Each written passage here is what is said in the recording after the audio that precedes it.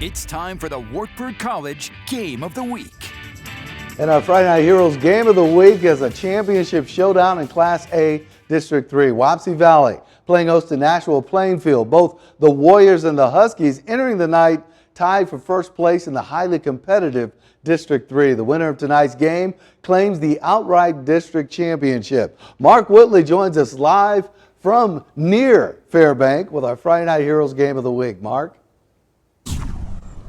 Yeah, and you, Rick, talked about it just a little bit, but this has really been a three-team race all season long between these two teams, Nashua-Plainfield, Wapsie Valley, and then North Tama. But last week, North Tama lost to South Wind, and it kind of opened the door for one of these two teams, as you mentioned, to walk off this field tonight as an outright district champ.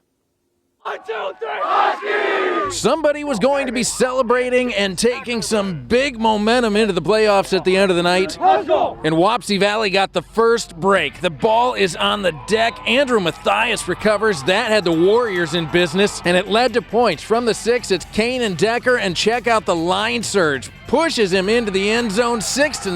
Wapsie Valley draws first blood, and they were looking for more in the second, but Miles Carpenter picks off Caleb Hogan. It's the break the Huskies were looking for, and they made the most of it. Jackson Carey busts it right up the gut, 1 yard into the end zone. Nashua-Plainfield rallied into a 7-6 lead at the break, and they started off the second half with a big play. Aiden Gellner fires it up, and on the other end is Matthew Malvin, 62 yards on the halfback pass. 13-6, Huskies smelling a title, but Wapsie was threatening late. Garrett Miller, the senior, leading them down the field. Then on 4th and goal, he just crosses the plane. The Warriors down 1 and going for 2, and that's where Decker comes through, gets the blocks and gets it just into the end zone. 14-13 with just over 2 minutes left to play, and then Decker comes up big one more time, seals the game with the interception, and it's back-to-back district titles for Wapsie Valley.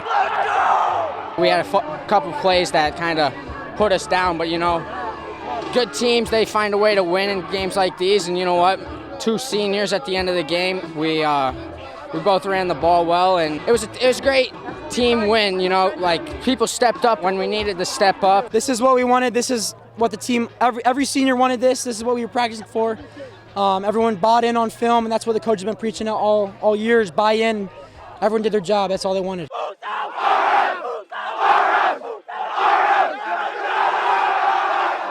And Kanan Decker said it. Good teams just find a way to win. Wapsie Valley kept their heads about them in this game. They had 3 turnovers. They only allowed 1 score off those 3, and then they made those plays when they mattered most, especially that big drive at the end to come out here with a win. And Nashua-Plainfield, well, they were excellent tonight, and this one is really going to sting. They were inches away. On that 4th and goal, they were inches away from getting the stop. That ball just barely crossed the plane.